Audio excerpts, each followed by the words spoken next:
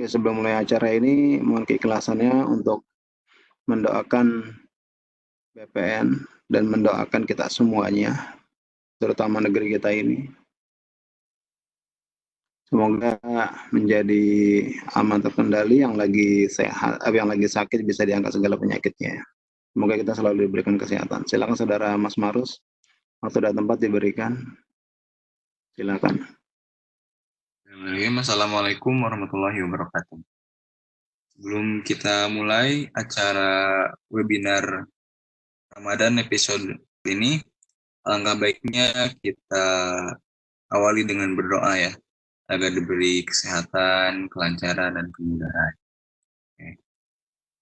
Bismillahirrahmanirrahim. Astagfirullahalazim, astagfirullahalazim, astagfirullahalazim. Allahumma sholli wa sallim wa barik ala rasulillahi ajma'in amin ya Allah ya rabbal alamin. Allahumma la sahla illa ma ja'altahu sahlan wa anta naj'al azana idha syi'ta sahlan. Ya Allah ya arhamar rahimin. Tidak ada kemudahan kecuali yang Engkau buat mudah. Juga Engkau jadikan sebuah kesulitan, jika Engkau kehendaki pasti akan menjadi mudah. Mudahkanlah segala urusan kami. Semoga Bespat Network bisa memberikan lebih banyak manfaat bagi seluruh umat. Bisa terus berkarya, tambah maju, tambah sukses, dan jadikan jalan yang sedang kami tempuh ini menjadi jalan yang Kau berkahi dan Kau rahmati ya Allah. Kami niatkan dengan adanya webinar Ramadan ini menjadi salah satu ibadah kami di bulan suci Ramadan. Semoga sedikitnya ilmu yang kita berikan ini menjadi besar manfaat. Allahumma inni a'udzubika minal barasi wal jununi wal judami wa min syai'il asqam. Ya Allah, aku berlindung kepadamu dari segala macam penyakit yang sedang menimpa negeri ini dan dari segala penyakit yang buruk dan mengerikan. Jauhkanlah kami dari musibah yang berbahaya ini dan lindungilah keluarga kami semua dari musibah sehingga mereka dapat selamat di dunia dan di akhirat. Ya Allah, Engkau yang Maha Pengampun, Engkau juga yang Maha Pengasih lagi Maha Penyayang. Jadikanlah bulan suci Ramadan ini menjadi bulan pembersih hati, jasmani, rohani, dan pikiran kami, ya Allah. Kami niatkan webinar Ramadan ini menjadi suatu ibadah karena kami ingin berbagi ilmu pengetahuan dengan saudara-saudara kami. Jadikanlah kami semua yang mengikuti acara webinar Ramadan ini menjadi hamba-Mu yang mulia dan senantiasa diberikan hidayah, rahmat, serta maghfirah dari Allah Subhanahu wa taala. Rabbana atina fid dunya hasanah wa fil akhirati hasanah wa qina adzabannar walhamdulillahirabbil alamin. Assalamualaikum warahmatullahi wabarakatuh. Waalaikumsalam warahmatullahi wabarakatuh. Terima kasih kepada saudara Mas Marus. Semoga kita semua menjadi lebih baik lagi dari sekarang dan doanya dijabah, dikabulkan oleh Allah SWT. BPN bisa menjadi lebih baik lagi ke depannya. Dilancarkan semua rezekinya, diangkat segala kesulitannya buat kita semuanya. Amin. Masuk ke materi acara inti. Untuk saudara Mas Danang, gimana? Udah siap, Mas? Oke, siap Pak. Oke, semangat. Oke, siap. Di pagi harus semangat ini. Wih, mantap. Semangat pagi. Ya. Oke, lanjut. Silakan Mas Danang untuk waktu dan tempat dipersilakan. Semoga ilmunya bisa membawa manfaat kepada semuanya. Sebelumnya, Assalamualaikum warahmatullahi wabarakatuh. Nama saya Danang Kurniawan. Ini lulusan SMK tahun kemarin asal dari Cilacap. Lulusan SMK Negeri 1 Cilacap. Sebelumnya saya akan memperkenalkan diri dulu dari CV saya, pengalaman-pengalaman saya. Nah, ini sedikit tentang CV saya. Saya saat ini tinggal di Jalan Lombok 2, nomor 154, Godasari, Cibodas, Kota Tangerang, Provinsi Banten. Saya telah lulus dengan sertifikasi MTSA dan CSN tahun 2019. Saya lulusan SMK Negeri 1 Cilacap. Kalau yang belum tahu Cilacap itu di mana? Cilacap di Pulau saya di Jawa Tengah, Pulau Nusa Kambangan. Nah, Pulau Nusa Kambangan itu kalau dari Cilacap tuh hanya tinggal nyebrang doang. Terus sekarang saya jadi anak mondok di rumah jaringan Bespat Network di Tangerang. Terus saya ini pengalaman menjadi ngajar gitu, ngajar tentang jaringan. Pertama dulu di SMK Telkom Makassar, saya mengajar Data Cisco tentang network esensial. Terus juga pernah menjadi asisten instruktur Cisco SD1 di salah satu PT SIP. Ini menggunakan Cisco, produknya Cisco SD1 Viptela. Nah, konfigurasinya dengan FNG. Terus saya juga pernah menjadi trainer di SMK Nusantara Comal, ini di Pemalang. Saya membahas tentang layer 2 switching sama konfigurasi switch Catalyst 2950. Terus pengalaman project saya pernah mengikuti project. Dulu awal pertama saya ikut Bespat Network, saya dapat project di ASEAN, ASEAN Sekretariat. Di sana saya dan tim itu mengkonfigurasi VLAN management. Di sana menggunakan switch 3850 dan switch 2960. Terus ada lagi saya juga pernah ikut project auto. Saya jadi engineer onsite. Saya cek konfigurasi device dan mapping kabel. Terus pernah juga ikut project migrasi. Saya jadi babysitting. Juga pernah sekali integrasi router. Babysitting tuh standby ya di H3i jika kita setelah aktivitas migrasi, setelah itu kita disuruh standby. Terus ada lagi saya pernah ikut project Arta Jasa. Di sini saya pernah membantu membuat dokumen assessment untuk project Arta Jasa ini, juga on-site ke data center, ngecek di perangkat dan konfigurasi switch dan router Cisco. Terus yang terakhir juga saya kemarin baru bulan April ini mengimplementasi stacking switch Catalyst 3750 dan switch Catalyst 3750 versi 2 di Servio Service Office.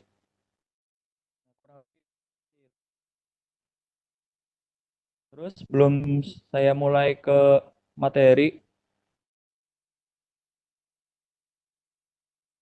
terima kasih kepada Pak Dadu yang telah menyempatkan atau menghadirkan acara ini, membuat event ini di bulan Ramadan ini untuk berbagi ilmu kepada teman-teman semua yang sudah bergabung. Terima kasih juga kepada orang tua saya yang selalu mendukung saya dalam mengejar cita-cita saya.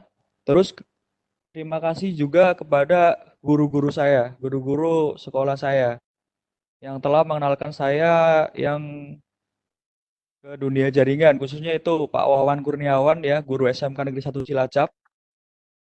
Saya diperkenalkan dunia jaringan ya karena dia. Mungkin itu aja untuk pembuka. Sekarang kita lanjut ke materi. Akan membahas tentang basic switch security. Lanjut agendanya, kita kali ini akan membicarakan tentang macam-macam ancaman pada switch.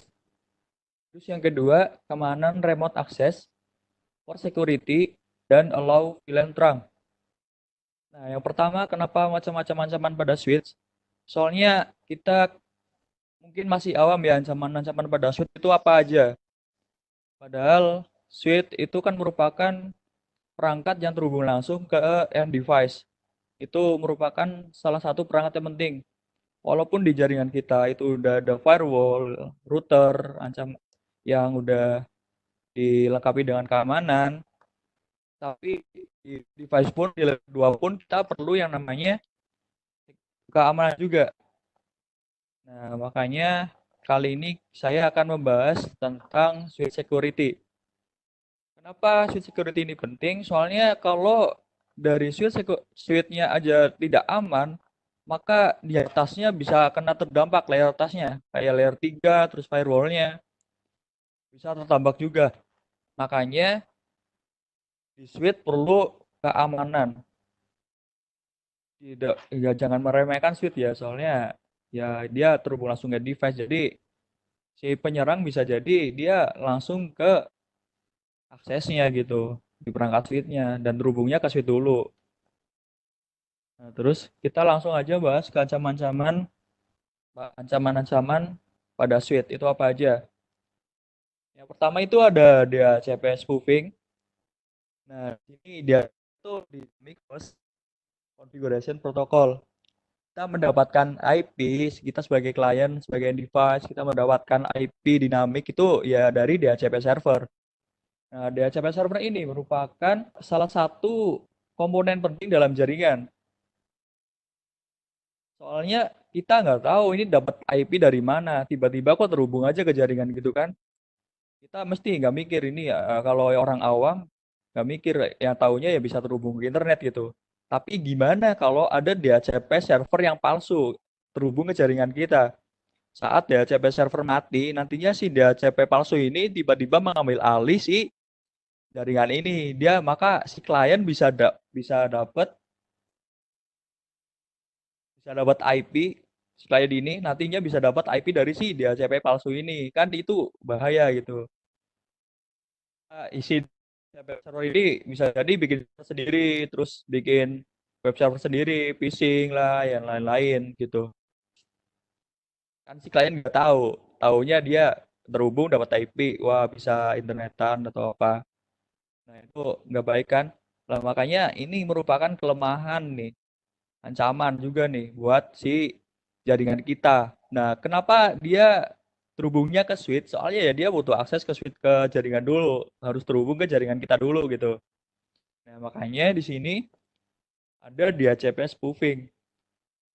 DHCP spoofing ini cara kerjanya ya gitu. Jika DHCP server ini mati, maka nantinya si klien kan bingung nih mau nyari IP kemana gitu selain IP DHCP server ini. Nah, makanya nih ada penyerang iseng dia atau udah niatnya buruk, dia tiba-tiba masuk bikin DHCP server itu. Makanya kita perlu yang namanya, untuk mengatasi ini ada DHCP snooping. Tapi kita nggak dibahas kali ini, soalnya kita akan membahas ancamannya terlebih dahulu aja. Terus ini bisa jadi DHCP snooping bahas kilas. Jadi nantinya kalau kita ada DHCP server asli, terus ada DHCP server palsu. Nah, kita konfigurasi di switch ini akses, terus switch yang terhubung ke server. Ini kita konfigurasi di interface-nya. Interface yang terhubung ke klien, ini kita nggak usah setting sebagai interface yang terpercaya untuk terhubung ke end device. Tapi kalau ke uplink atau ke DHCP server, itu kita konfigurasi interface-nya sebagai interface yang terpercaya. Yang trust. Nah, ini yang terhubung ke sini, terus ke server. Dan nantinya perangkat yang nggak terpercaya, dia nggak bakal bisa menjadi DHCP server yang terhubung ke link yang interface yang nggak terpercaya, dia nggak bisa jadi DHCP server. Yang jadi DHCP server cuma yang terhubung ke interface terpercaya, gitu. Itu DHCP spoofing. DHCP snooping itu adalah cara mengatasinya dengan DHCP snooping. Nah ini kurang lebih seperti ini DHCP spoofing. Untuk mengatasi DHCP spoofing ini, kita harus setting di interface yang terhubung ke end device, juga ke DHCP server, juga ke uplink-nya. Yang ke uplink kita konfigurasi trust terpercaya, yang ke DHCP server juga terpercaya, tapi ke end device itu tidak terpercaya, agar yang terhubung ke Switch akses ini tidak bisa membagikan DHCP server atau tidak bisa menjadi DHCP server palsu gitu. Itu tentang DHCP spoofing dan DHCP spoofing. Oke, yang kedua ada ARP spoofing. Nah, ini apa sih ARP spoofing? ARP ini kan berjalan di layer 2 ya. Soalnya si switch ini kan tidak bisa yang namanya mengirim dengan IP, dia hanya mengenal MAC address. Nah, dengan si ARP ini mana destination IP terus akan menerima dengan MAC address-nya gitu. Terus ini kan misal ada yang namanya si klien ini dia lancar nih terhubung ke internet. Di sini ada internet. Ini router sebagai gateway. Lancar nih terhubung ke internet, udah lancar. Enak kan bisa internetan. Terus dia di ARP table-nya dia masih membaca 10.111 ini IP gateway-nya masih ke router. Masih make namanya MAC address-nya router yang CC ini gateway. Nah, tapi kalau ARP spoofing dia ada si penyerang ini masuk ke dengan terhubung melalui switch akses, dia ini bikin yang namanya duplicate MAC address dari si gateway. Jadi si klien ini kalau mencari tujuannya 10.111 ini nantinya akan membaca MAC address-nya si attacker, bukan MAC address-nya si gateway lagi. Kembali lagi ini ke dari penyerang ini dia menduplikat MAC address-nya si gateway. Jadi si klien ini kalau mau terhubung ke internet, dia nggak langsung ke gateway, tapi dia ke si penyerang ini dulu. Soalnya IP-nya IP si gateway, tapi MAC address-nya dia menggunakan MAC address-nya si penyerang gitu. Jadi di sini ntar beloknya ke attacker, ke penyerang, bukan ke sini lagi. Soalnya switch nggak meneruskan IP, tapi meneruskan MAC address-nya gitu. Dia berkomunikasi dengan MAC address. MAC address itu ya merupakan pengelamatan IP di interface fisik. Oke, lanjut. Nah, ini selanjutnya ada VLAN attack. Di VLAN attack ini ada satu yang akan kita bahas, ini ada VLAN hopping. VLAN hopping ini keamanan yang biasanya di switch itu dia defaultnya ada terang gitu. Atau negosiasinya belum dimatikan, terus interface-nya masih aktif. Nah, di sini ada server VLAN 10. Di sini ada client dengan VLAN 10 gitu. Ini ngeterang. Nah, si penyerang ini dia nyolok ke switch access, dia mendapatkan interface yang bisa diterang gitu. Jadi sekali negosiasi terang si penyerang dengan si switch ini. Nah, kan attacker nih nggak tahu di jaringan ini tuh ada VLAN berapa aja gitu. Ada VLAN 10, ada VLAN 20. Nah, sedangkan dia bingung nih mau pakai apa. Makanya dia ngeterang. Soalnya kalau terang itu dia melewatkan beberapa VLAN. Tapi kalau yang namanya akses satu aja itu dia cuma melewatkan satu VLAN 10 ini kan. Tapi kalau ke sini kalau ngeterang dia bisa melewatkan VLAN 10, VLAN 20, VLAN 30. Jadi itu lebih dari satu VLAN kalau terang. Nah, Taker ini dia pintar, dia menggunakan terang untuk mengakses si switch. Nah, dia bisa menggunakan VLAN mana aja gitu. VLAN 10 bisa, VLAN 20 bisa, VLAN 30 bisa. Makanya dia nantinya bisa mengakses si server, terus ke si klien. Kalau di sini ada lagi, dia bisa mengakses ke mana lagi gitu. Nah, Taker si penyerang ini menggunakan trik seperti itu. Itu namanya VLAN hopping. Makanya kalau untuk mengatasi VLAN hopping ini, kan di switch itu ada defaultnya tuh ada namanya negotiate. Nah, negotiate-nya tuh bisa di no negotiate di interface-nya. Terus sama kalau bisa tuh matiin aja port yang tidak digunakan gitu dalam switch. Nah, ini beberapa ada tiga macam ancaman ya. Ada DHCP spoofing, ARP spoofing sama VLAN attack. VLAN hopping. VLAN hopping ini dia bisa, si penyerang bisa ngetrang ke switch akses kita. Jadi nantinya dia menggunakan VLAN 10, VLAN 20, VLAN 30, bebas VLAN apapun, nanti dia bisa mengakses si VLAN server, VLAN 10 yang punya klien gitu. Nah, terus lanjut ke, nah di switch security ini ada untuk mengamankan remote access. Gimana caranya kita agar akses kita tuh aman untuk mengakses si switch ini? Ada beberapa cara untuk akses namanya perangkat jaringan switch. Itu bisa menggunakan konsol. Ada pertanyaan ya? Ini mau menjawab pertanyaan dulu bentar. Cara mengatur adanya attacker gimana ya? Nah, itu di jaringan akses, makanya itu jarang terdeteksi adanya si attacker gitu. Makanya ini switch security ini diperlukan sebenarnya. Soalnya agak susah untuk mengetahui ada si attacker. Kalau mau ya kita cek satu-satu gitu di ARP table-nya, di feed-nya langsung. Ini yang terhubung siapa aja gitu kan. Nah, itu. Terus ada pertanyaan lagi.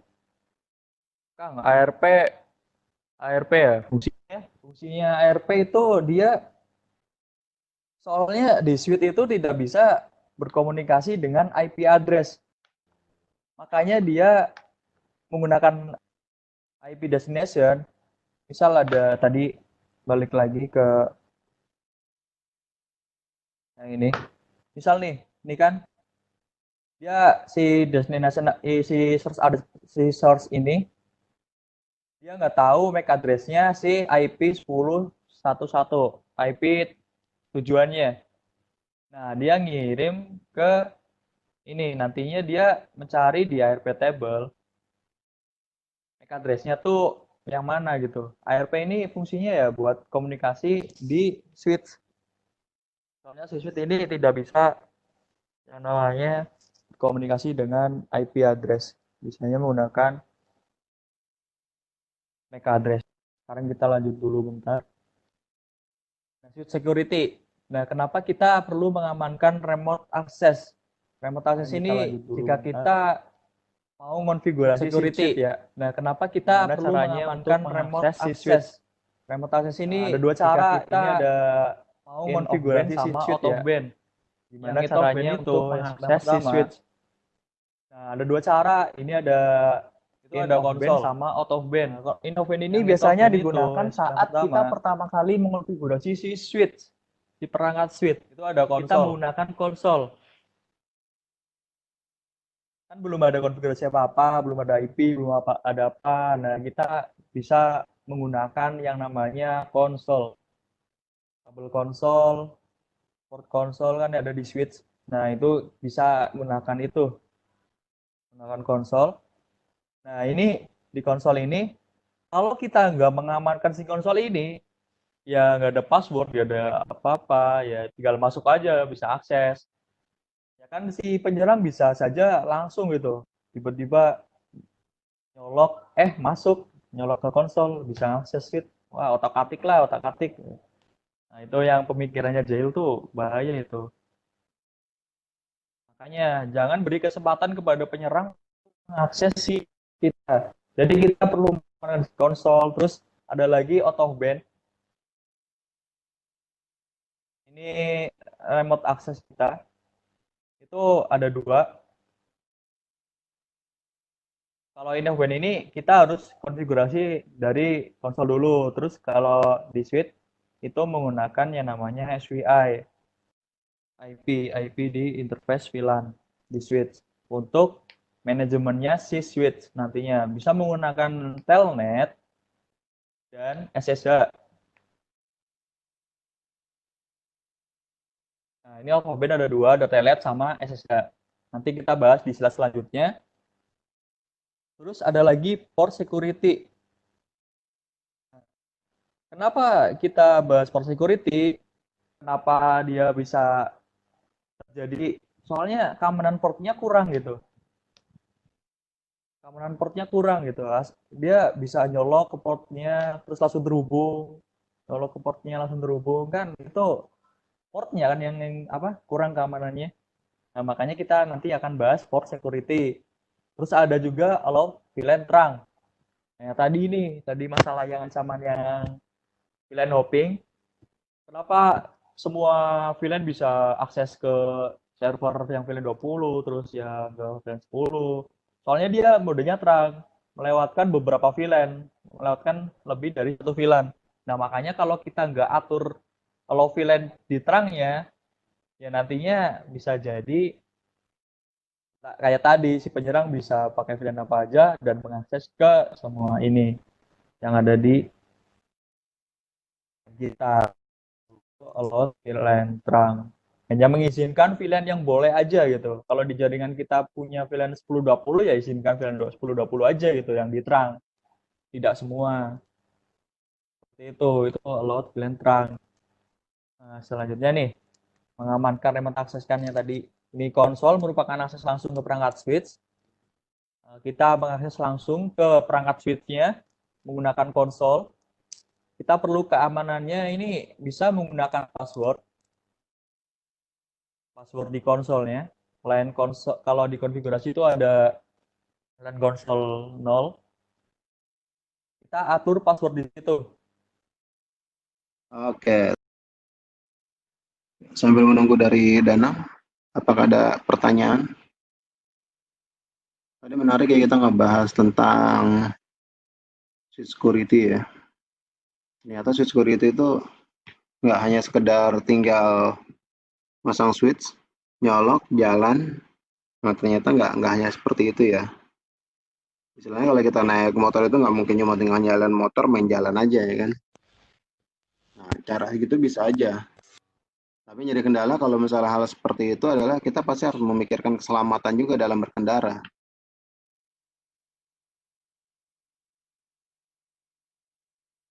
Nah, nggak mungkin kita naik motor hanya main jalan aja ya kan. Otomatis kita harus ada keselamatan ya kan. Gimana pakai helm, ya kan, pakai jaket. Nah, itu untuk keselamatan kita juga. Kalau main jalan-jalan aja nggak ada masalah, kecuali kalau misalnya kita emang nggak ada target buat pengamanan. Nah, kalau misalnya kita ada target buat pengamanan, ya, nah itu baru kita harus membutuhkan udah masalah keamanan. Karena takutnya nanti kalau misalnya kita main jalan gitu aja, yang terjadi masalah adalah itu bisa mengganggu pada saat production. Dan pada saat nanti sudah lagi dipakai buat production, udah mulai bekerja, ya kan? Tapi tiba-tiba terjadi masalah. Nah, itu nanti bisa jadi masalah akan membuat makin delay lagi, makin bermasalah lagi dari di produksi lagi suite lagi produksi itu. Nah, jadi lebih baik kita harus mengamankan suite itu ya kan dengan beberapa metode yang diinformasikan oleh Mas Danang tadi. Nah, tekniknya tadi udah ada tuh. Nah, mulai dari VLAN hopping ya kan. Terus ada lagi port security. Nah, permainan VLAN itu juga ada. Nah, baru-baru ini kita lagi melakukan implement, kita dibuat dokumen gimana sih cara untuk melakukan hardening di switch ya. Hardening di switch itu jadi kita bisa melakukan salah satunya memainkan VLAN database. Nah, default VLAN database adalah VLAN 1.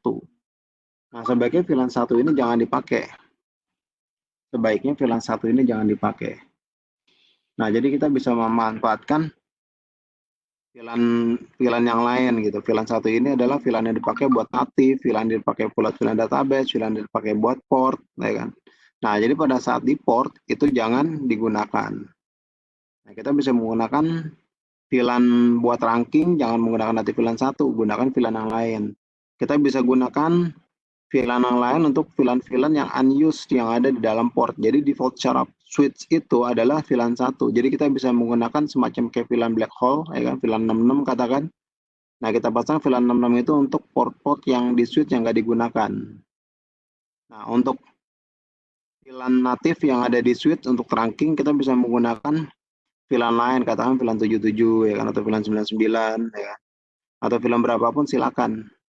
gitu. Terus nanti untuk pengamanan VLAN lagi kita jangan sampai menggunakan VLAN 1 sebagai VLAN manajemen. Nah, lebih VLAN manajemen itu menggunakan VLAN yang lain, jangan VLAN 1. Jadi VLAN 1 itu khusus buat default VLAN aja. Nah, default VLAN, jadi jangan dipakai. Nah, lanjut. Tadi kita udah ngebahas tentang VLAN ya. Nah, dari beberapa VLAN ini kita udah ngamanin mulai dari VLAN database-nya. Nah, VLAN database itu khusus menggunakan VLAN 1 aja. Terus nanti di VLAN database itu lebih baik kita menggunakan name juga. VLAN name-nya lebih baik kita menggunakan VLAN name sesuai peruntukannya. Nah, tadi ada beberapa default yang casement template lah, template yang bisa kita gunakan untuk semua switch ya. Seperti tadi katakan VLAN 1 itu khusus buat native ya kan, buat default VLAN. Terus kita bisa menggunakan VLAN 66 itu untuk VLAN black hole. Jadi misalnya kita menggunakan 12 port switch 1 sampai 12. Nah, kalau kita memilih 24 switch, jadi dari mulai port 13 ke port 24. Nah, itu kita jangan menggunakan VLAN 1. Nah, kita menggunakan VLAN black hole tadi. VLAN black hole itu jadi udah nggak ada ujungnya lah. Yang nggak kemana-mana, khusus buat komunikasi di dalam itu aja. Nah, VLAN black hole ini kita bisa menggunakan katakan VLAN 66.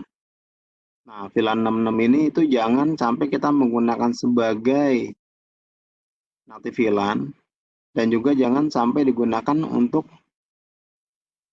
VLAN manajemen. Nah, masing-masing itu nanti berbeda peruntukannya. Nah, beranjak dari situ nanti kita bisa memanfaatkan juga tadi tuh masalah ARP. Nah, sebaiknya kalau misalnya memang benar-benar ada kendala di dalam jaringan, bisa jadi karena umumnya adalah perusahaan itu dia memanfaatkan satu kabel buat nyolok ke PC. Nah, tapi ada beberapa karyawan yang membutuhkan untuk di-extend. Nah, jadi kayak ada power di mana satu power itu buat beberapa. Nah, sama dalam jaringan juga ada satu UTP jadi dibutuhkan buat beberapa. Nah, ini sebenarnya masalah keamanan juga mempengaruhi di sini. Ini potensi banget bisa membuat down jaringan. Kenapa? Bisa terjadi looping STP. Gitu. Selain masalah menghabiskan resource, ya kan, masalah keamanan data, nah dia bisa membuat down jaringan kita juga. Kalau kita menggunakan VLAN unmanaged dicolok yang tidak terregister. Gitu. Oke, udah ya. Lanjut dulu nih sama Mas Danang, silakan. Sekarang kita lanjut dulu bentar. Nah, security. Nah, kenapa kita perlu mengamankan remote access? Remote access ini jika kita mau konfigurasi si switch ya, gimana caranya untuk mengakses si switch. Nah, ada dua cara. Ini ada in of band sama out of band. Yang out of band itu, yang pertama itu konsol. Konsol ini kan merupakan akses langsung ke perangkat switch. Jadi kalau ada switch baru, ya kita konsol terlebih dahulu, di remote terlebih dahulu, nggak di remote, tapi lewat kabel, fisiknya langsung ke port konsol. Nah, ini perlu diamankan juga gitu, jangan dibiarin nggak diamankan, nggak dikasih password. Soalnya ini rentan, ntar kalau misal ada orang tiba-tiba dia ngonsol langsung ke perangkatnya, dan nggak ada password sama sekali, nggak ada keamanan sama sekali, ya dia bisa ngakses si switch dan ngobrak-ngabriknya gitu. Konfigurasi kita diubah-ubah, terus konfigurasinya dihapus lah, dirubah. Nah, itu merupakan keamanannya sangat-sangat kurang gitu di konsol. Makanya perlu diamankan untuk konsol. Nah, terus ada lagi ini yang out of band. Jadi kalau kita udah konfigurasi si switch ini, kita bisa remote akses si switch dengan telnet ataupun SSH. Nah, sebelum kita konfigurasi telnet dan SSH pada switch, kan telnet SSH butuh yang namanya IP address biar terhubung ke biar diakses dengan telnet dan SSH. Nah, kita bisa bikin VLAN manajemen di switch agar VLAN itu tuh khusus untuk yang namanya manajemen gitu. Nah, ini bisa digunakan di telnet atau nantinya VLAN manajemen ini dikasih IP agar keamanannya itu tetap terjaga gitu. Biar bisa diakses dengan telnet dan SSH. IP di interface VLAN manajemen. Kan ada 3 tuh VLAN. VLAN data, VLAN voice, VLAN manajemen. Nah, itu kita bisa bikin VLAN manajemen untuk fokus untuk manajemen doang. Nah, VLAN manajemen ini jangan default ya, jangan default VLAN 1 gitu. Soalnya rentan. Kita bisa pakai VLAN selain 1. Yang unik juga bisa, nggak apa-apa. Yang penting jangan VLAN 1. Soalnya VLAN 1 itu VLAN default. Nah, kita pasang IP di interface VLAN manajemen, boleh VLAN 99, 100, 109 dan sebagainya. Nah, ini telnet. Pertama telnet. Telnet merupakan protokol jaringan dengan koneksi 2 arah pada jaringan lokal maupun remote network. Nah, ini telnet ini merupakan bisa dibilang remote access yang kurang aman. Kenapa kurang aman? Soalnya dia bisa akses langsung dan dia ini modenya tidak terenkripsi gitu. Bisa dibaca dengan yang namanya tool, WireShark dan sebagainya. Nanti kita coba di WireShark-nya. Bisa terlihat di telnet itu emang bener-bener yang namanya password tuh kelihatan gitu. Password, username, itu kelihatan untuk telnet. Nah, beda lagi dengan SSH, Secure Shell. Ini merupakan protokol jaringan kriptografi dengan enkripsi koneksi 2 arah yang aman untuk komunikasi data. Jadi ini username dan passwordnya dia udah dienkripsi gitu, terenkripsi. Beda sama telnet yang masih plain text. Kalau di WireShark nanti dia dicoba di WireShark, kita menggunakan yang namanya fitur di WireShark, nanti dia nggak kelihatan yang namanya username dan password. Dia semua tuh jadi huruf-huruf nggak jelas gitu. Huruf-huruf sama tanda-tanda baca dan yang nggak jelas, yang acak. Nah, ini merupakan kelebihannya SSH. Nah, yang paling sering digunakan sekarang adalah SSH. Soalnya dia udah aman, terus gampang digunakan, gampang dikonfigurasi. Untuk remote access sekarang kebanyakan menggunakan SSH.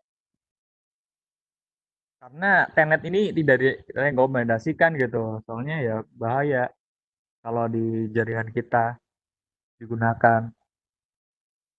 Orang-orang bisa tahu gitu kalau orang-orang yang punya niat itu bisa dicari kelemahannya sampai mana gitu jaringan kita.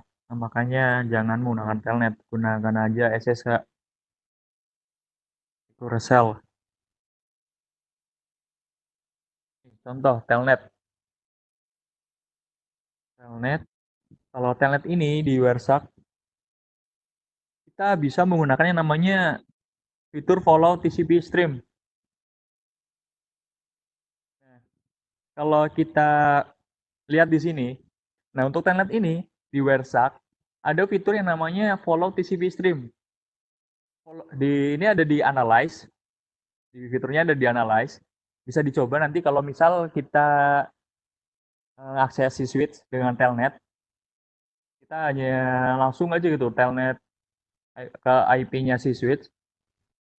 Terus kita aktifkan di WhatsApp, terus kita cari yang namanya search aja di sini di kolom ini. Terus telnet, nanti di sini muncul IP-IP-nya. IP-IP perangkat kita, terus perangkat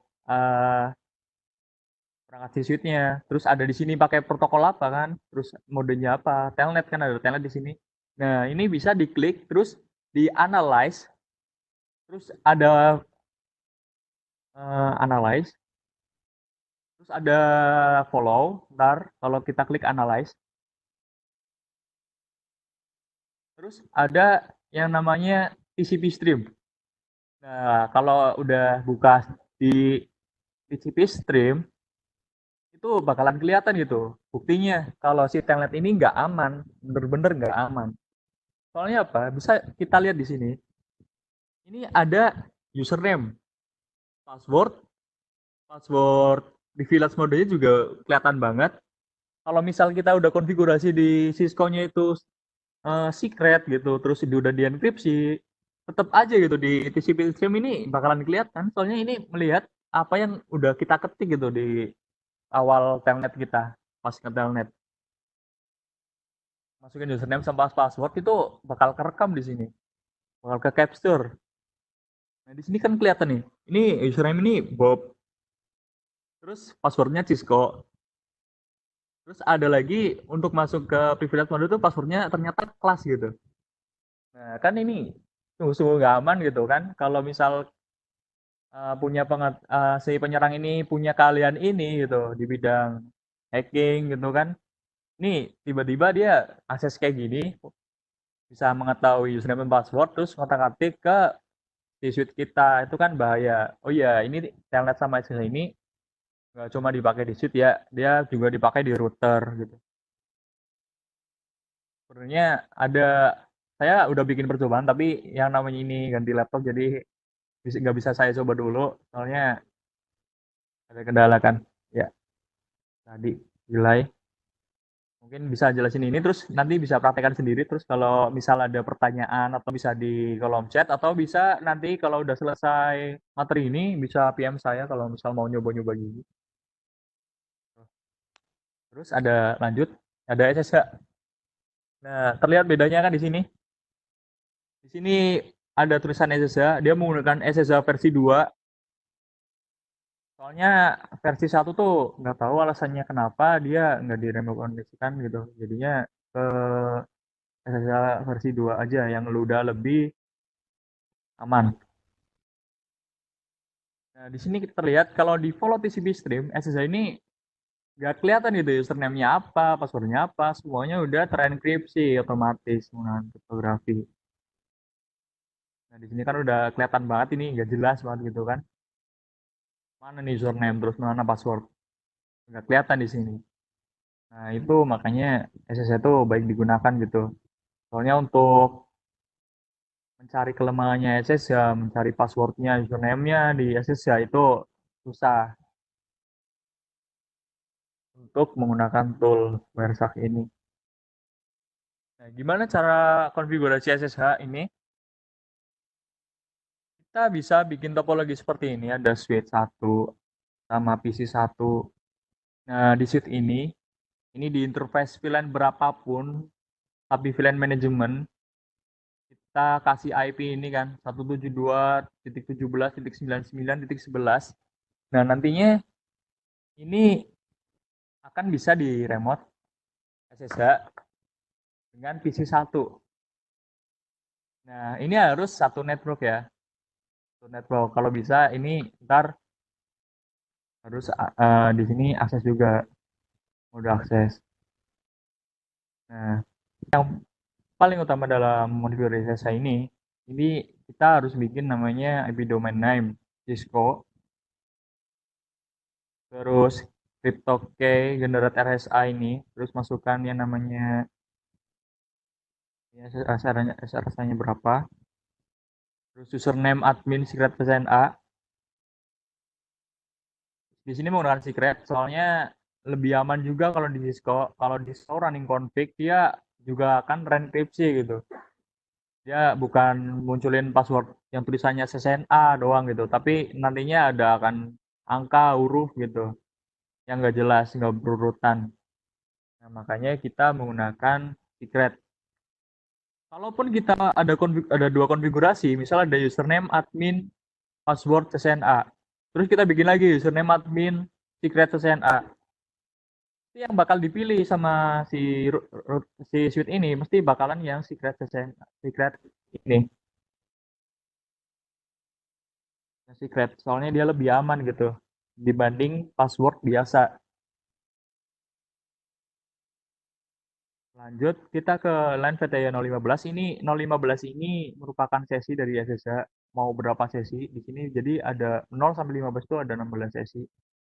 Nah, terus ada transport input SSH. Ini transport input SSH ini digunakan untuk fokus ke SSH. Jadi remote access ini nggak bisa telnet,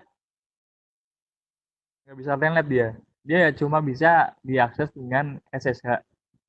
Terus ada login lokal. Kalau login lokal ini kita bisa digunakan untuk nantinya kalau kita mengakses SSH, kita menggunakan username dan password ini gitu.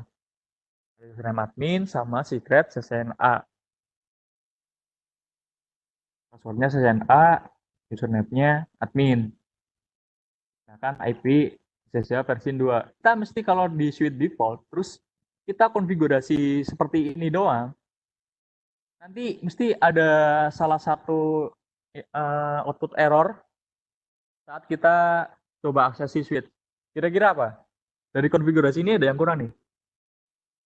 Ya, yang kurang di sini adalah hostname. Jadi hostname ini di SSH itu wajib gitu. S1. Ini hostname-nya S1. Karena udah diubah, jadi konfigurasinya cuma seperti ini. Coba aja kalau kita nggak konfigurasi hostname-nya. Mesti nanti ada output error suruh mengganti hostname-nya, hostname si switch. Seperti itu. Itu SSH. Ini konfigurasi SSH. Oh, tadi ada jawaban. Belum masukin secret buat masuk privilege. Nah, ya itu benar juga. Oke, ada yang merhatiin juga ternyata. Terima kasih Mas Tigar. Soalnya kalau kita nge-telnet atau nge-SSH terus kita udah bisa akses tapi kita tidak bisa masuk ke privilege mode atau konfigurasi. Soalnya kita nggak ada yang namanya uh, password di privilege mode gitu. Itu juga bisa caranya enable password, passwordnya apa, terus enable secret, passwordnya apa, itu bisa digunakan. Tuh, password di privilege mode. Selanjutnya, nah sekarang kita udah masuk ke port security. Kenapa kita menggunakan port security? Alasannya mengapa gitu? Kita udah lihat tadi di macam-macam serangan pada switch. Udah terlihat itu serangannya itu semua nyolok pada port switch gitu. Tiba-tiba langsung terhubung aja kan gitu. Nah itu merupakan salah satu ancaman itu kelemahannya switch kalau portnya ini nggak diamankan. Jadi kita perlu yang namanya port security. Nah di sini kalau kita misalnya nggak ada port yang digunakan gitu, nggak portnya ada yang bisa digunakan gitu. Bisa kita disable aja gitu, portnya di shutdown semua, jangan ada yang diaktifin, dan dibiarkan hidup. Kalau dibiarkan hidup ya siap-siap aja gitu. Kalau misal ada orang jahil masukin si komputer lah, terus masukin si switch, nah, itu kan lebih bahaya lagi kalau masukin perangkat switch lagi kan, dicolokin dari switch udah jaringannya lancar, tiba-tiba dicolokin switch lagi satu gitu, itu spending tree-nya bisa jadi gitu, malah kita lebih kompleks lagi ntar itu errornya, ada looping lah, ada apalah, itu kan lebih bahaya lagi, kita harus atur spending tree-nya lagi. Nah itu kan apalagi tuh kalau di switch nggak terdeteksi gitu, susah untuk mendeteksi kalau ada yang namanya tambahan device atau perangkat yang terhubung ke dia. Lanjut. Nah, kita gunakan konfigurasi port security untuk mendaftarkan satu MAC address atau beberapa MAC address, ya, untuk mendaftarkan satu MAC address atau beberapa MAC address.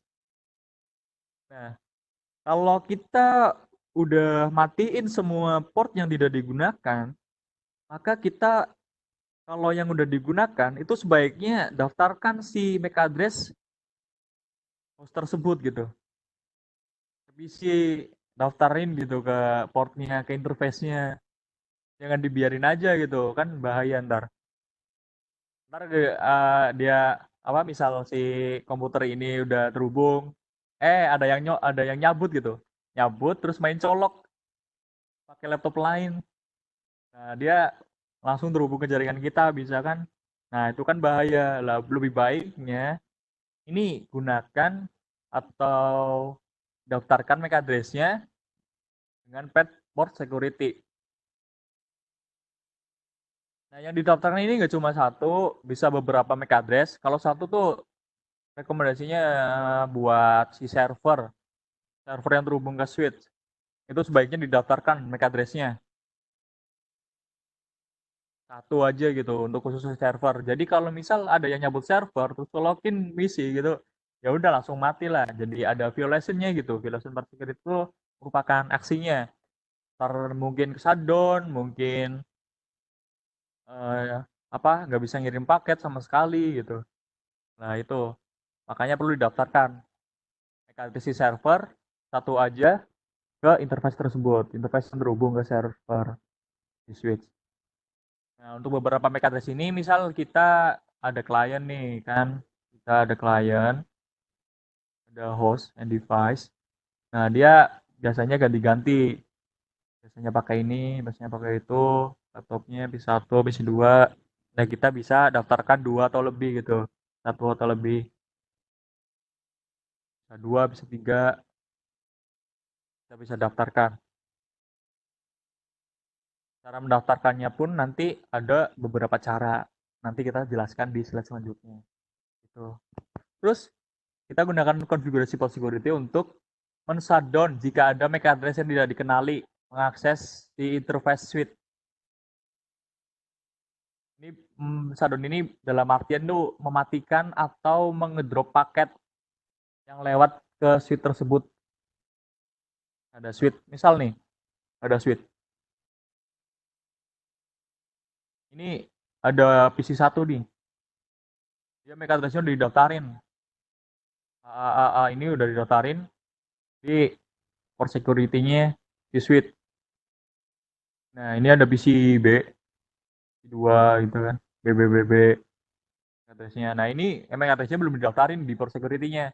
Dan maksimal MAC address-nya itu cuma satu gitu. Jadi yang bisa terhubung cuma PC AAA. Nah, makanya ini diperlukan nih. Ketika si penyerang ini, BBB ini, nyabut punya si AAA dan dia nyolokin PC-nya ke port interface-nya switch ini yang terhubung ke AAA, gantiin AAA gitu. Otomatis dia interface-nya kalau violasinya shutdown, nanti dia akan mati interface-nya otomatis. Kalau ketika dia kirim paket ya, tapi kalau pertama terhubung ya dia masih up di awal, seneng kan, wih masih up nih, nggak apa-apa. Ternyata pas lagi dia udah milih ngirim paket apa ngeping ke server lah atau ke yang terhubung selain ini PCA, nah dia bakalan shutdown interface-nya seperti itu. Actionnya di port security itu tuh ada 3 nanti, ada 3 violation, ada 3 aksi yang bisa dilakukan oleh port security untuk mengamankan interface-nya, interface switch. Oke, lanjut. Jika ada pertanyaan silakan. Berapa maksimal MAC address yang bisa dipasang atau didaftarkan dalam satu port? Yang bisa didaftarkan di totalnya itu bisa dicek di Cisco Packet Tracer atau di perangkatnya langsung kalau punya. Jadi itu maksimum MAC address-nya 1 sampai 132. Ini di suite 2960, tapi saya kurang tahu kalau di suite yang berbeda seri. Gitu. Ini 1 sampai 132 MAC address yang bisa didaftarkan di satu interface switch. Seperti itu. Jelas ya Mas Tegar Dwi. Lanjut. Nah ini cara mendaftarkan MAC address-nya. Tadi kan bisa mendaftarkan satu atau lebih MAC address. Nah ini caranya. Yang pertama ada static secure MAC address. Yang kedua ada dynamic secure MAC address. Yang ketiga ada sticky secure MAC address. Nah, static ini kita memasukkan MAC address-nya secara manual.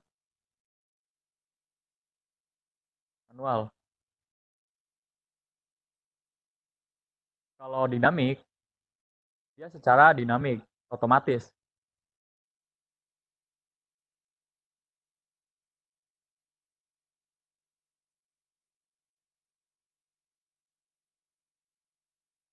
Terus ada sticky.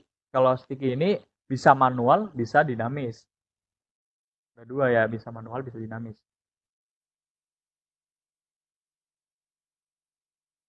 Keduanya ya. Nah, kita bahas di slide selanjutnya untuk statik pertama. Nah, statik ini kalau kita mendaftarkan MAC address-nya secara statik di PortSecurity, dia mendaftarkan manual MAC address PC ke dalam MAC address table switch. Nah, mendaftarkannya manual gitu.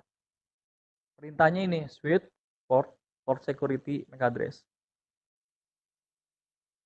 Seperti itu. Jadi kita harus mengetahui si MAC address PC dulu kalau mau daftarin dengan statik. Kalau misal AAA ya kita daftarin AAA gitu. Tulisnya switch port security AAA. Jadi yang didaftarin cuma ini untuk kalau statik. Nah, ini statik ini tersimpan dalam running configuration. Jadi ketika kita udah nge-restart si switch, itu tetap tersimpan gitu MAC address-nya, nggak berubah. Kalau konfigurasinya di save juga ya udah tersimpan gitu, udah di write. Itu kalau di restart MAC address-nya nggak bakal hilang. Dia tetap pakai MAC address ini. Biasanya kan si penyerang nggak bakal menyerah gitu. Kalau misal ini kok nggak terhubung gitu, wah ini restart aja lah. Siapa tahu ntar ini menggunakan yang namanya dinamik, ntar bisa membaca MAC address-nya secara otomatis lagi. Nah itu makanya pakai static ini bisa tersimpan langsung ke running configuration. Lalu bedanya apa sama si dinamik itu? Nah ini dinamik. Dinamik ini mendaftarkan MAC address secara dinamik ke dalam MAC address table switch. Nah ini bener-bener ini defaultnya port security ini menggunakan dynamic secure MAC address. Kalau kita nggak konfigurasi MAC address-nya secara static atau sticky, ya dia pakainya dynamic secure MAC address gitu. Dia mendaftarkan MAC address secara dinamik dalam MAC address table switch. Ya, MAC address pertama yang nyolok MAC address PC pertama yang nyolok ke port tersebut di switch, ya dia yang bakal didaftarin ke MAC address table-nya switch gitu. Misal nih, ada switch. Ini menggunakan dynamic secure MAC address. Ada di FA01. Ada yang terhubung nih. Di 1 misal. Nah, ini udah didaftarin. Dicabut sama dia. Terhubung ke isi 2. Ya, pasti tetap terhubung. Masih bisa, soalnya ya dinamik, namanya dinamik dia bisa baca terus-terusan gitu. Ini defaultnya. Jadi nggak ada keamanan sama sekali sih kalau pakai dinamik ini. Nah, ini jika switch di restart, maka si switch akan membaca ulang MAC address lagi. Dia membaca MAC address lagi kalau di restart si switch ini. Seperti itu. Dynamic secure MAC address. Baiknya kita gunakan static atau sticky aja. Keamanannya lebih baik gitu. Nah ini, sticky secure MAC address. Kalau sticky ini, dia kan bisa keduanya tuh, bisa dinamik, bisa manual. Dan ini udah tersimpan dalam running configuration. Jadi kalau udah terbaca secara dinamik atau terbaca secara manual, masukin manual, itu udah otomatis tersimpan di running configuration gitu. Kalau di restart, nggak apa-apa. Dia masih membaca MAC address yang udah didaftarin. Perintahnya ini, switch port security, sticky. Kalau misal mau dinamik ya sampai sticky aja. Tapi kalau mau manual, masukin juga MAC address-nya. Seperti itu. untuk mau ini yang mau dinamik. Ini yang mau manual. Seperti itu. Ini untuk sticky. Jadi ada 3 ya cara mendaftarinnya tadi. Ada static, dynamic, sama sticky. 3 itu. Yang direkomendasikan digunakan adalah static. Ini bisa untuk si server yang khusus satu gitu yang bisa nyolok ke interface di switch. Kalau sticky juga bisa dipakai, dia mau kalau ke klien aja, ke host yang biasa klien. Jadi terus kalau misal mau masukin secara manual juga bisa. Oke, seperti itu. Ada pertanyaan nggak tentang mengenai ini?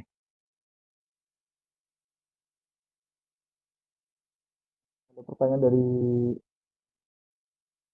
Mas Triyono ya. Port security itu bisa nggak dipakai kalau port itu di Ether channel atau LCP, Pak? Port security ini nggak cuma ke device sebenarnya. Kita bisa ke atasnya gitu, kayak ke perangkat routernya gitu. Tapi kan itu yang namanya router atau switch lagi, kan itu MAC address-nya berubah-ubah gitu. Banyak MAC address yang lewat ke yang namanya ke MAC address table-nya switch itu banyak yang lewat gitu.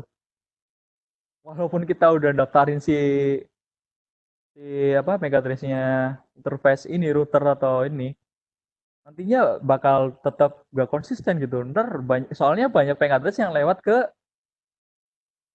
jaringan, gak cuma satu MAC address. Karena port security ini digunakan sebenarnya untuk mengamankan yang terhubung ke end device. Seperti itu.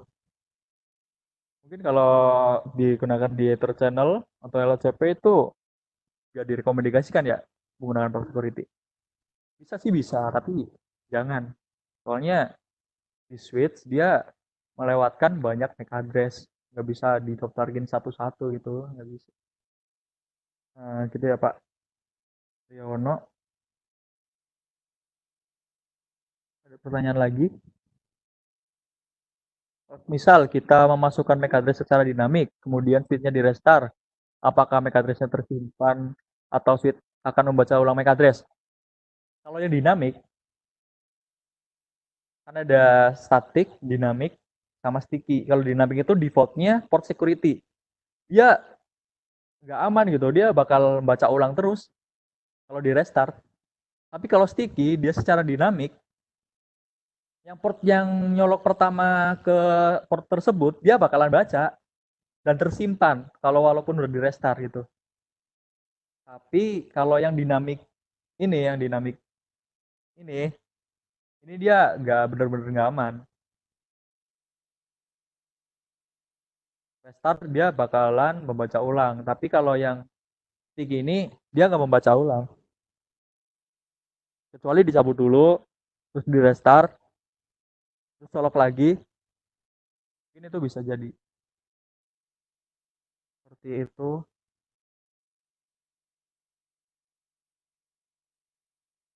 Oke, lanjut ke selanjutnya.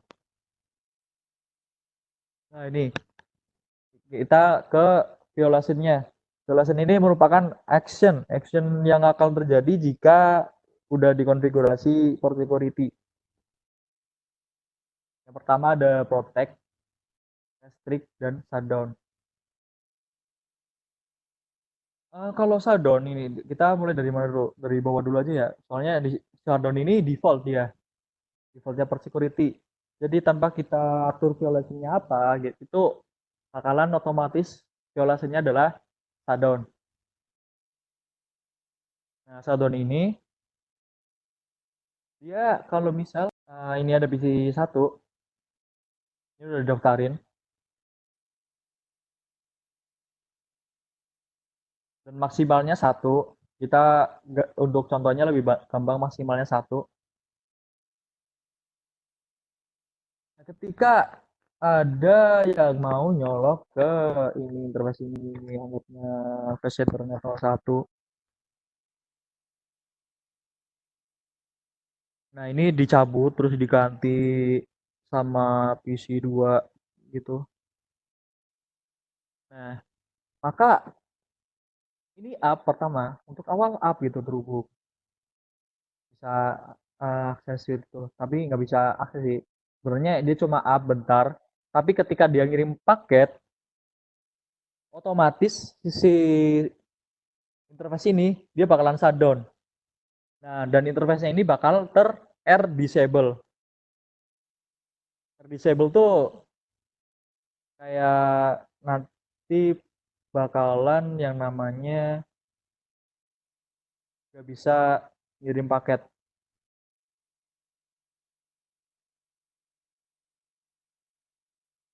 Walaupun interface-nya up, tapi tidak bisa ngirim paket.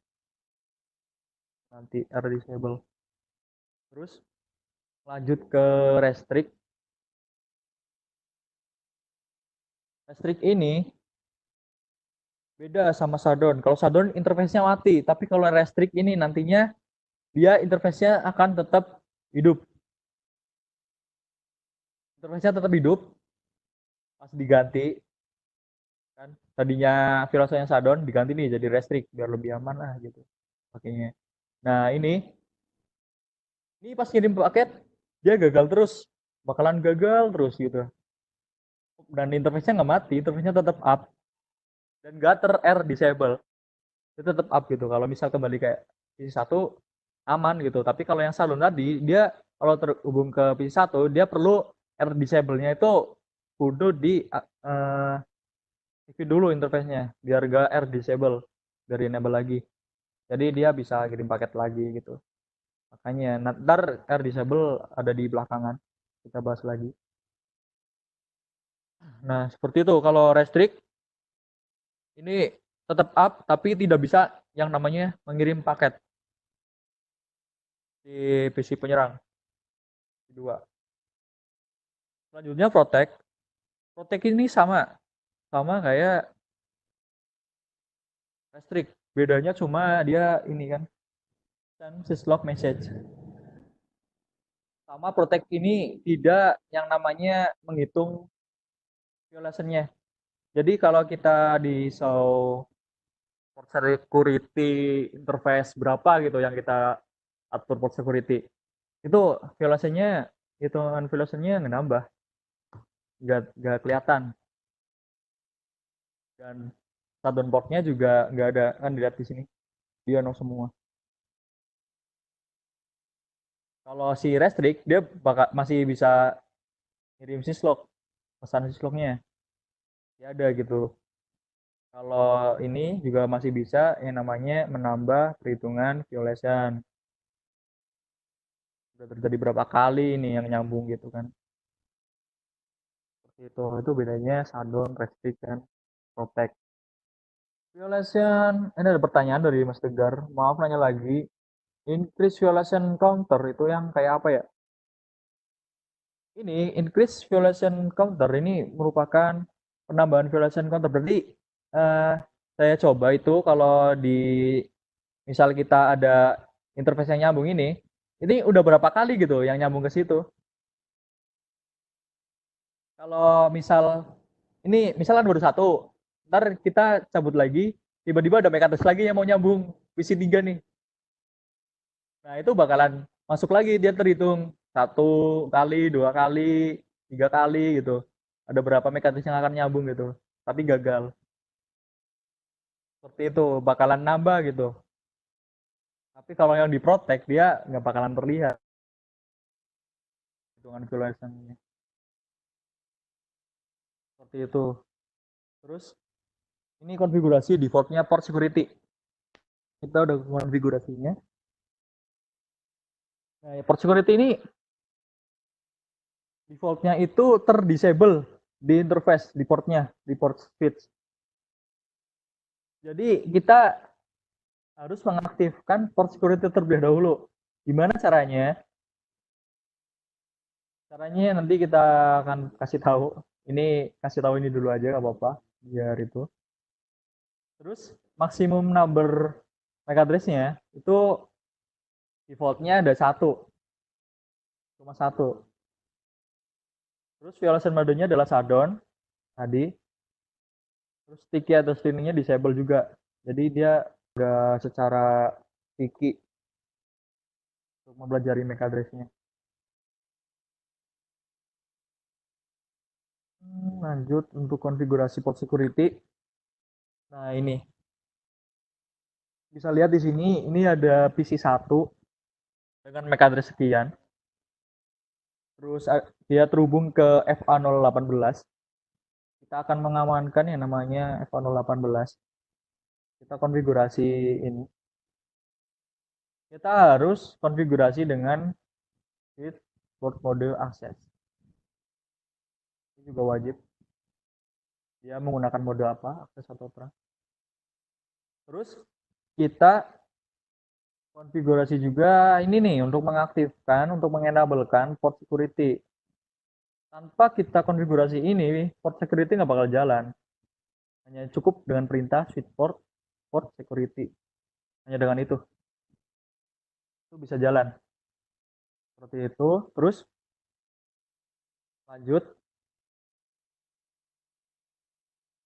Nah, ini yang laptop nih, ada laptop terhubung dengan MAC address sekian. Nah, sekarang dia terhubungnya ke FA019. Nah, kalau di sini dia port udah akses, ya bener ya. Terus udah diaktifin juga. Terus switch port security-nya maksimumnya 10. Tadi kalau 18 tuh defaultnya adalah 1. Sekarang udah 10 MAC address yang bisa dimasukkan. Nah, terus ini enable sticky learning-nya udah diaktifin. Jadi bisa menambah secara dinamik gitu. Kalau kita pakai menggunakan perintah seperti ini, fit port security MAC address sticky. Kalau mau nambahin MAC address secara statik bisa ditambahin di sini. Kita masukin MAC address-nya. Berapa dari ini nih kan? Sisi 2. Kalau mau sticky statik bisa dimasukkan di sini. Nah, seperti itu. Nah, lanjut kita ke port security violation message. Nah, ini port security violation message. Seperti ini ya contohnya. Jadi ini dia kalau shutdown, ini contohnya adalah shutdown ya.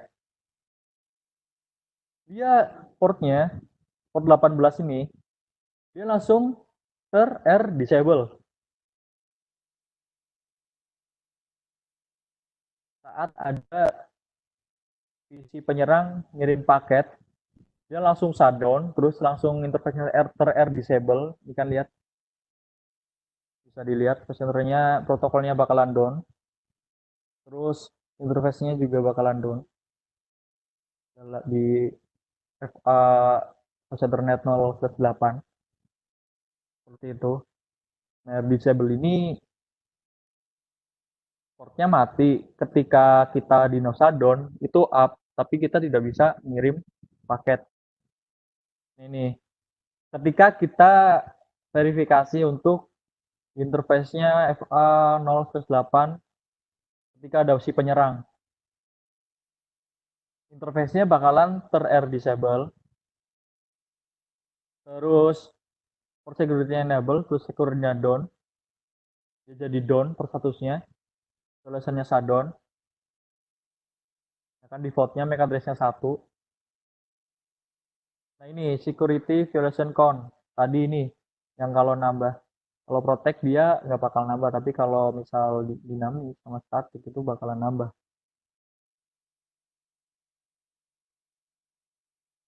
Seperti itu. Ini untuk verifikasi port security di masing-masing interface yang berkonfigurasi di Ethernet 0/18 itu.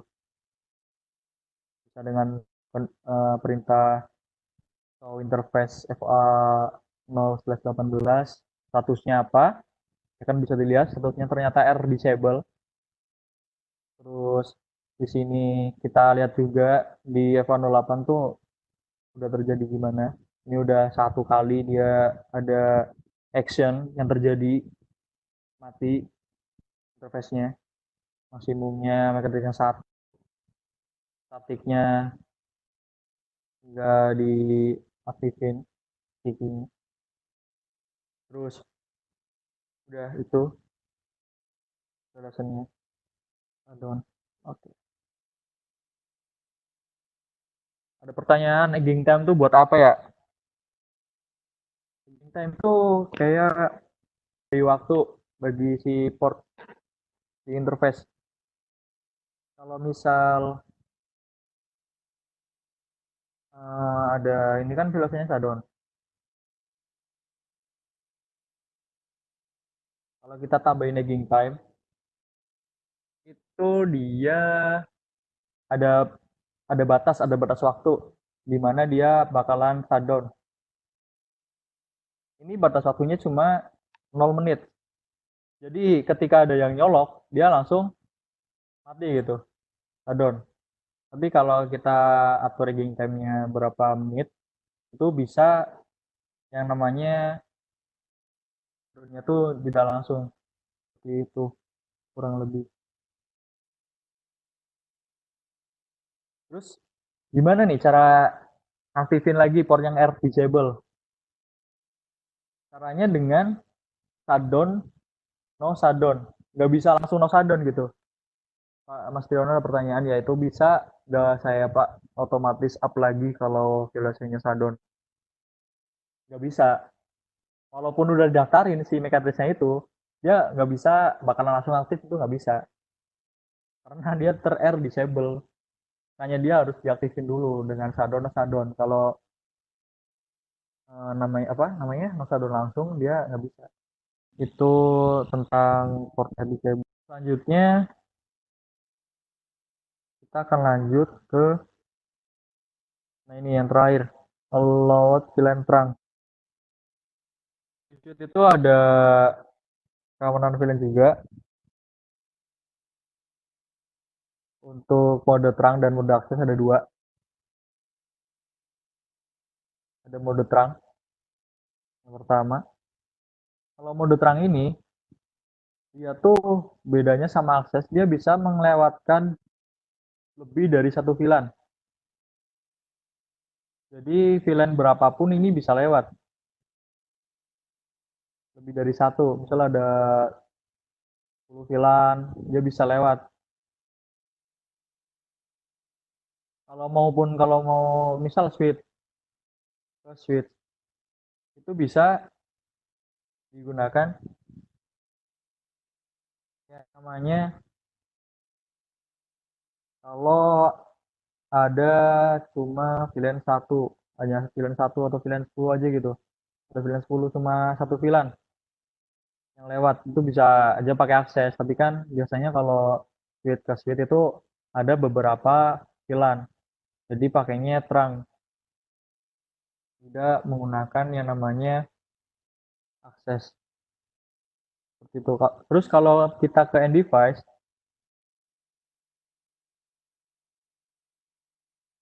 kita menggunakan yang namanya mode akses. Ini hanya melewatkan satu VLAN aja gitu,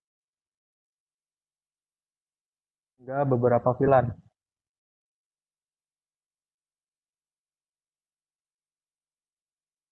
Kalau misal PC ini dia mode akses ke VLAN 10, jadi hanya meneruskan VLAN 10 untuk VLAN. Karena mungkin untuk end device itu dia menggunakan beberapa VLAN. Kecuali yang niatnya menyerang, seperti tadi dia bakalan ngeterang untuk mengetahui VLAN-VLAN yang ada di jaringan. Terus kalau VLAN terang ini digunakan untuk yang namanya ini seperti tadi, kalau kita mau melewatkan 10 VLAN saja ya kita harus nge-allow VLAN terangnya hanya 10 VLAN aja. Kalau kita nggak setting allow VLAN-nya berapa, ya walaupun VLAN-nya cuma ada 10, itu bakalan semua VLAN tetap aja lewat itu selain VLAN 10. Selain 10 VLAN ini loh. Jadi bisa lewat semua, bisa diterusin semua. Makanya kita butuh yang namanya allow VLAN terang agar VLAN yang terdaftar aja, yang di allow aja yang bisa lewat. Makanya ini untuk keamanan VLAN-nya kita bisa menggunakan Allah VLAN terang. Untuk materi hanya seperti itu aja. Bisa sampai sampaikan. Mungkin sekarang sesi pertanyaan aja ya. Kalau ingin bertanya diskusi tentang mengenai security ini, keamanan-keamanan di ini. Nah, itu materi kali ini kita cuma membahas tentang basic suite security. Ada macam-macam ancaman bias suite, terus keamanan remote access, terus ada port security, ada lagi Allah VLAN terang. Nah, ini tentang VLAN ini nantinya akan ada pembahasan tentang VLAN yang lebih lengkap lagi di webinar selanjutnya. Seperti itu. Mas Rivi ada tambahan Mas? Langsung aja Mas. Silakan kalau ada tambahan. Nah, saya coba tambahkan untuk satu persatu ya. Mulai untuk yang port security ya. Nah, port security ini sebenarnya dia by default kan dia menggunakan shutdown untuk violation. Nah, violation shutdown ini kalau di situ semisal ada interface yang dia tidak kenal, dalam artian MAC address yang ada di suite tersebut tidak dikenal oleh suite-nya. Jadi semisal kita punya suite, kemudian kita di situ ada PC. Nah, misal PC A ini MAC address yang kita daftarkan di suite 1 ini. Nah, by default, karena dia violation-nya shutdown,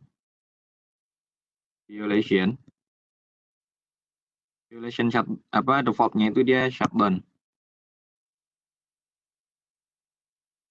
Nah, kemudian semisal PCA ini dia ada iseng, misal ada PCB. Nah, PCB ini MAC address-nya nggak kedetek nih. Nah, kemudian dia iseng, dia mau coba untuk connect ke port yang dipakai si A ini. Gitu. Nah, dia akan connect nih ke sini. Mencoba connect ke port yang sudah terkoneksi oleh si A. Nah, pada saat seperti ini, si switch dia akan melakukan shutdown port. Gitu. Karena apa? MAC address yang terdaftar di port tersebut itu bukan punyanya PCB. Gitu. Nah, itu akan membuat switch menjadi shutdown port. Nah, kemudian untuk merecovery kasus ini yang menggunakan violation shutdown, itu yang pertama kita bisa pindah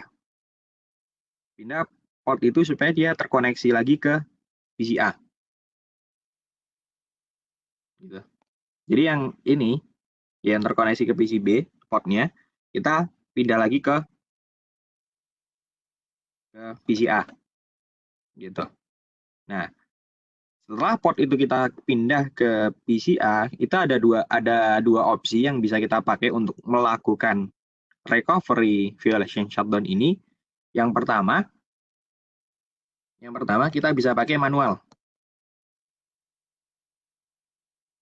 Nah, yang pertama kita bisa pakai manual. Kemudian yang kedua, kita bisa pakai air disable. Nah, air disable ini nanti kita bisa pakai untuk recovery secara otomatis. Gitu. Jadi kita nggak perlu manual shutdown di interface yang tadi melakukan violation shutdown. Gitu. Karena kalau secara manual kita akan sangat merepotkan admin ya, gitu. Karena misal dalam satu hari ada kasus seperti itu, misal sampai 5 atau 10 kali itu ada orang-orang yang iseng mau mencoba seperti itu terkoneksi ke jaringan kantor. Nah, kemudian admin akan setiap kali ada kasus akan melakukan shut manual gitu. Nah, itu akan sangat merepotkan admin. Gitu. Nah, biasanya daripada menggunakan yang manual ini, di suite Catalyst itu biasanya dia menawarkan yang namanya air disable. Gitu. Nah, biasanya disebut air disable recovery. Nah, R-Disable Recovery ini dia akan secara otomatis melakukan shutdown no shutdown pada port yang terjadi R-Disable, sehingga si admin dia tidak perlu melakukan secara manual gitu. Dan biasanya dia akan melakukan update itu kalau nggak salah itu 5 menit sekali. Jadi semisal ada cache, nah si suite itu yang sudah mengaktifkan R-Disable Recovery, cache violation, nah dia akan melakukan 5 menit sekali untuk pengecekan nih pada saat port tersebut sedang berada di R-Disable gitu. Nah pada saat sedang di R-Disable, dia akan melakukan nih shutdown no shutdown gitu. Pada saat dia melakukan shutdown no shutdown itu ternyata MAC address-nya masih belum yang kedeteknya belum yang terdaftar, nah si suite tetap akan melakukan shutdown lagi kan otomatis seperti itu. Karena di port security itu kan dia akan hidup pada saat port itu MAC address-nya cocok gitu dengan yang didaftarkan. Nah, dengan adanya disable, ketika semisal dia MAC address-nya belum cocok dengan yang didaftarkan, dia akan tetap melakukan shutdown. Kalau itu dari sisi violation si port security. Nah, pada saat si violation port security ini dia melakukan R-disable lagi, nah nanti R-disable akan ngecek lagi gitu. Karena dia masih kedetek shutdown, nah R-disable akan ngecek lagi selama 5 menit sekali. Nah, nanti dia akan di shutdown, no shutdown lagi. Gitu. Nah, itu akan terjadi seperti itu sampai benar-benar MAC address yang terdaftar di port itu sesuai dengan klien yang didaftarkan gitu. Kalau misal belum sesuai akan terjadi muter-muter seperti itu terus gitu. Si violation dia akan nge-shutdown, si R-disable dia akan no shutdown atau mengaktifkan port itu kembali. Itu yang akan terjadi ketika kita menggunakan R-disable gitu. Salah satunya akan sangat membantu admin pada saat ada violation shutdown ini gitu. Karena tidak perlu ngecek tidak perlu masuk satu-satu port kemudian melakukan shutdown no shutdown. Karena itu akan sangat effort ya kalau semisal di jaringan yang sudah sangat besar semisal banking gitu. Nah, biasanya yang pakai port security server ini biasanya yang emang PC sudah dedicated dan biasanya terjadi di banking gitu. Kayak di command centernya banking. Nah, itu untuk sekilas mengenai R-disable recovery. Nah, ini salah satunya bisa kita gunakan untuk violation shutdown. Untuk violation port security shutdown. Oke, ini yang pertama. Nah, kemudian tadi ada pertanyaan lagi. Kalau semisal ada user yang extend suite, nah itu pengamanannya pakai port security atau bisa yang lain. Oke. Untuk pengamanan sendiri di suite yang mau extend gitu, semisal ada user iseng nih. Nah, ada user iseng mau nyolok suite ya, tanpa sepengetahuan kita semisal sebagai admin jaringan dia mau otomatis nyolok aja ya. Misal ini suite yang kita pakai. Misal ini suite production ya, misal kita bilang suite A. Nah, kemudian ini langsung terkonek ke user. Ini misal PC A. Nah, kemudian yang PC A ini dia orang iseng nih. Nah, orang iseng misal dia bawa laptop sendiri ke kantor gitu, tapi karena kantornya bisa jadi tidak menyediakan wireless karena regulasi atau apa ya. Nah, dia iseng mau pakai kabel nih, atau extend switch supaya dia bisa bisa mengoneksikan kabelnya ke PC A dan PC-nya PC kantornya dia dan juga misal ke laptopnya dia. Gitu. Misal switch yang 8 port itulah gitu, yang udah support VLAN. Nah, dia akan coba iseng ke situ. Nah, otomatis kan ketika dia mencoba seperti itu kan jadinya akan seperti ini ya topologi. Misal dia akan nambah switch yang di extend. Misal ini yang dia extend. Switch extend. Nah, kemudian dia colok ke laptop dan juga ke PC dia. Nah, tadi pertanyaan apa yang bisa dilakukan dari suite A ini, suite production-nya punya Office pada saat ada yang melakukan extend. Nah, Kalau misal switch itu dia mengarahnya yang tadinya ke PC, dalam artian kan otomatis di situ portnya port akses. Oke ya. Berarti di situ menggunakan port akses atau switch port mode akses. Nah, cara yang kita bisa pakai untuk mengatasi apa? Untuk mengatasi case seperti ini, kita bisa menggunakan spanning tree.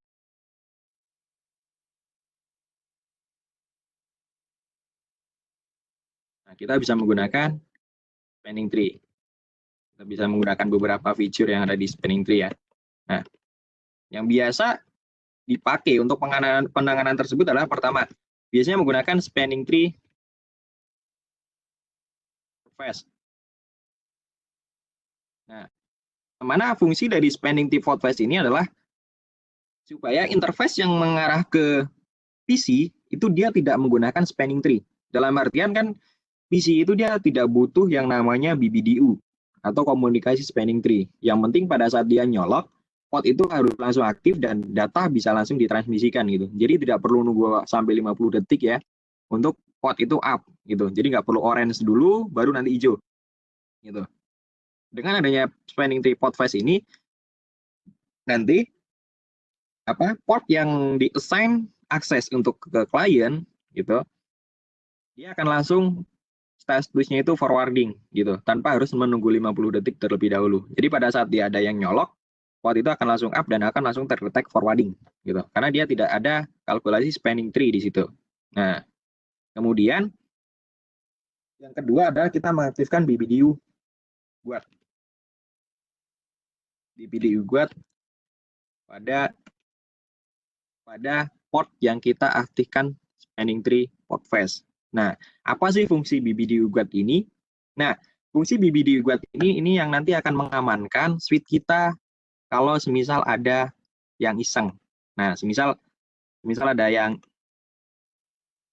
iseng seperti ini. Ini kan orang iseng ya. Ini orang iseng yang dia extend switch gitu, supaya dia bisa terkoneksi ke laptopnya dia yang dia bawa dan juga bisa connect ke PC kantor. Nah, fungsi dari BBDU guard adalah pada saat ada user yang iseng melakukan extend switch di jaringan kantor, nah port yang ada di sini, port yang ada di switch A ini, dia akan langsung melakukan shutdown. Nah, dia akan langsung melakukan shutdown. Gitu. Karena apa? Karena dia di sini menerima BBDU gitu dari si switch extend ini. Gitu. Itu yang akan terjadi. Jadi jaringan kita otomatis Office akan aman gitu. Jadi kalau ada yang mengextend switch di port yang kita set akses dan ada di situ ada port face dan ada BBDU guard, nah otomatis si switch Office itu dia akan ngedetek shutdown gitu. Jadi admin nanti tahu nih, kok tiba-tiba ada port shutdown. Nah, nanti dia tinggal ngecek nih, dia di locknya karena apa nih? Oh, nah misal di situ locknya kok ada lock karena dia ada BBDU guard. Nah, otomatis admin nanti bisa tahu gitu. Jadi dia ada bukti untuk menunjukkan ke orang yang iseng tersebut bahwa dia sudah melakukan pelanggaran nih. Karena apa? Dia sudah melakukan extend switch tanpa ada sepengetahuan dari admin itu nggak tahu gitu bahwa di situ ada extend switch gitu. Jadi dia bisa langsung lapor atau bisa langsung memberikan informasi kepada orang yang iseng itu supaya jangan melakukan lagi gitu. Nanti akan berdampak pada jaringan, entah jaringannya akan jadi looping kalau tidak segera diatasi gitu ya. Kan biasanya nanti ada kejadian gitu dari switch A kemudian dia ada yang switch extend, kemudian ada orang iseng lagi dia nyolok ke switch B gitu. Nah, otomatis dia akan jadi looping tuh di situ. Di misal ada case yang aneh juga seperti ini biasanya dia. Jadi ada orang yang nggak paham, nah dia dicolok semua nih di sini gitu, switch yang extend. Nah, otomatis nanti dia akan looping di jaringan Office mereka gitu. Atau akan ada kalkulasi spanning tree lain. Nah, untuk mengatasi kasus seperti ini, nah semua port yang akses atau yang mengarah ke klien pasti di situ ada yang namanya spanning tree port face supaya dia tidak melakukan kalkulasi spanning tree dan supaya portnya itu langsung forwarding statusnya. Nah, kemudian yang kedua kita aktifkan namanya BBDU guard gitu. Jadi kita aktifkan bodyguard di interface akses itu supaya apa? Supaya nanti kalau ada yang extend suite tanpa sepengetahuan admin, nah pod itu akan langsung shutdown. Nah, itu salah satu fitur yang bisa digunakan di spanning tree gitu. Jadi bisa disebutnya spanning tree tool ya, atau spanning tree feature. Nah, salah satu yang bisa dipakai kalau kita menggunakan yang digunakan di access pod itu spanning tree pod fast dan juga spanning tree BBDU guard. Oke. Berarti pemakaian spanning tree ini sangat bermanfaat banget ya Mas Rifki ya? Ya, dia akan sangat bermanfaat ketika kita tahu konsepnya dulu spanning tree ini gimana sih gitu. Jadi akan sangat bermanfaat gitu. Salah satunya ya untuk mengatasi kasus seperti seorang orang iseng yang tidak tahu bahwa dia akan melakukan hal seperti ini gitu. Masalahnya yang ada spanning tree malah jadi spanung, Pak. Jadi sepaneng karena kita tidak tahu konsep dasarnya sehingga membuat jaringan kita looping. Mungkin seperti itu yang membuat kita sepaneng gitu. Oh, selain looping bisa jadi dia nggak tahu mana yang diblok. Trafficnya menjadi suboptimal routing kan? Ya, betul. Lagi ya kan? Malah jadi jauh. Nah, yang diblok ke arah kita jadi ya udah hancur udah kalau seperti itu Jadi jaringan. Jadi kita harus tahu juga gitu fiturnya gitu kan. Ini baru dua fitur ya yang mungkin nanti akan next lagi untuk bahas fitur-fitur yang lain kayak Blink Fast, kemudian Backbone Fast, kemudian BBDU filter. Apa sih BBDU filter itu? Gitu. Kayak BBDU filter itu nanti ya istilahnya dia diciptakan tapi nggak berguna gitu. Nah, kenapa dia nggak berguna? Nah, nanti kita bisa bahas di next webinar ya. Gitu. Ya, dibilang kalau BBD filter itu mau apa sih ya? Dibilang nggak dipakai ya emang nggak dipakai di production. Tapi dibilang dipakai ya dipakai juga buat pembuktian. Ya dia ada di dua alam lah di tengah-tengah ya. Iya, soalnya kalau semisal kita pasang pod fast kemudian pasang BBDU guard, nah di situ kita pasang BBDU filter juga. Nah, BBDU guard kita nggak guna tuh.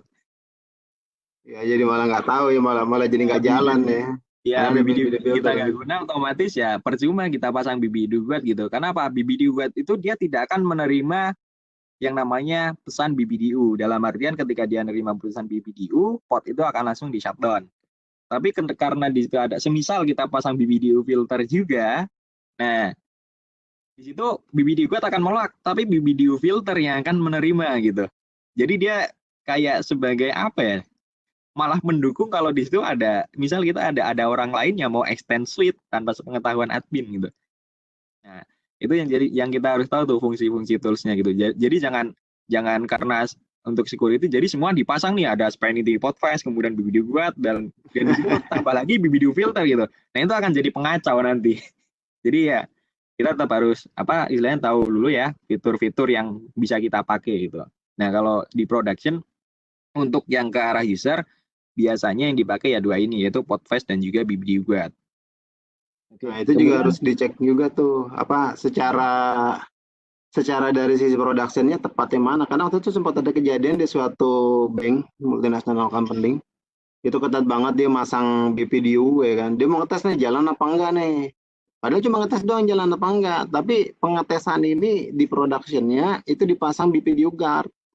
Nah untuk ngakal ini gimana nih BPDU guardnya, karena pas begitu nyolok BPDU dikirim kan mati kan pasti kan, nah kita nggak mau portnya mati. Nah, caranya agar portnya nggak mati, agar kita nyalain itu akal-akalan tuh, mainin BBD filter, ya kan? Cuma buat ngakalin. Nah, begitu pakai BBD filter, aman portnya jadinya nggak mati, ya kan? Jadi bisa lakukan pengetesan, ya kan? Sedikit cheating juga sih itu. Oke. Ya, tapi makanya kita harus tepat ya, jangan sampai ada hidangan siap saji semua, enak-enak semua, dihajar semua, tapi ternyata nggak bagus buat kesehatan kita, ya kan? Betul. Nah, ya keamanannya juga harus dicek juga mana yang cocok buat kita nih, ya kan, hidangan mana yang enak nih, semua kan bisa dipakai tuh BBD fitur, BBD guard ya kan, port fast ya kan, semua bisa dipakai, tapi mana yang cocok buat kita gitu kan, nggak semuanya. Oke, lanjut. Oke, untuk spanning tree sama pod security itu bisa digabung Pak, jadi kita bisa combine ya dua itu. Tapi yang untuk ke akses aja ya, kalau soalnya kalau port security itu dikhususkan untuk yang port ke arah end user ya, baik itu IP pun ataupun PC atau laptop gitu. Jadi dia tidak untuk yang mengarah ke trunking gitu. Itu kalau untuk port security. Jadi kita bisa combine untuk keamanan yang ke arah user, kita bisa pakai spanning tree port fast, BBD guard, dan ditambah dengan port security. Itu masih aman. Nah, kalau semisal di situ kalau di situ ada switch ke hub, kemudian dia ada key and device ya. Nah, kalau ada case seperti itu nanti yang bermain bukan spanning tree, karena hub kan kita tahu sendiri dia tidak ada yang namanya VLAN ya, atau dia tidak ada namanya BBDU. Nah, komunikasi spanning tree sendiri di switch itu kan dia menggunakan BBDU, Bridge Protocol Data Unit. Jadi dia yang digunakan untuk mengkalkulasikan, untuk bernegosiate. Nah, dia ada di namanya BBDU. Gitu. Kalau semisal case-nya ada hub, kemudian dia di extend-nya menggunakan hub atau switch unmanaged, nah, di situ kita bisa akalinya yaitu menggunakan port security. Gitu. Nah, port security di situ kita daftarkan ya emang benar-benar valid aja gitu. Kalau semisal nanti ada yang nggak valid, ya udah dia akan otomatis nggak akan bisa connect ke jaringan kantor gitu. Nah, untuk mengatasi seperti itu, pastikan di situ kita langsung define MAC address yang mau di-allow. Gitu. Jadi jangan ada space kosong untuk MAC address lain. Dalam artian kita harus langsung add total MAC address. Jadi di port security itu dalam satu port itu kan kita bisa mendaftarkan lebih dari satu MAC address. Gitu. Nah, semisal di situ kita mau meng-allow 5 MAC address dalam port tersebut. Nah, di situ kita langsung define 5 address yang mau kita daftarkan. Gitu. Dalam artian kita nggak boleh ada space kosong di situ. Misal di situ kita mau daftarkan 5 MAC address, tapi di situ kita baru dapat 3 yang mau didaftarkan. Dalam artian kan di situ masih ada 2 space yang kosong ya. Nah, 2 space yang kosong itu nanti itu akan jadi bumerang buat port security yang udah kita pasang gitu. Karena apa? 2 space yang kosong itu, MAC address yang kosong, dia bisa dipakai oleh dynamic mode gitu. Jadi kan port security itu ada dynamic mode, kemudian ada untuk pelajari MAC address ya, ada dynamic mode, kemudian ada sticky dan juga ada static.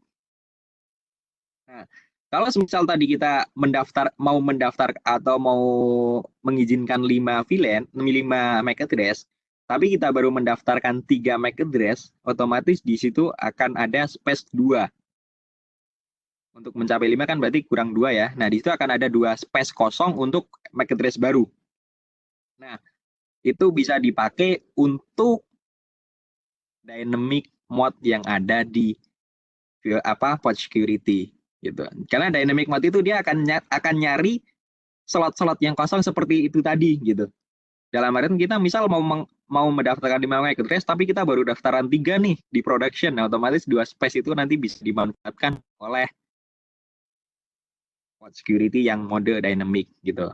Sedangkan mode dynamic itu kan dia by default ya. Dalam artian dia akan mempelajari MAC address, dia akan memasukkan MAC address itu ke dalam port security MAC table, tapi dia tidak akan disimpan gitu. Dalam artian ketika port itu dimatikan, di shutdown, di no shutdown, atau di switch itu di restart, nanti MAC address itu dia akan berubah menyesuaikan device yang terkonek gitu. Jadi tidak mempelajari MAC address yang terkoneksi di awal.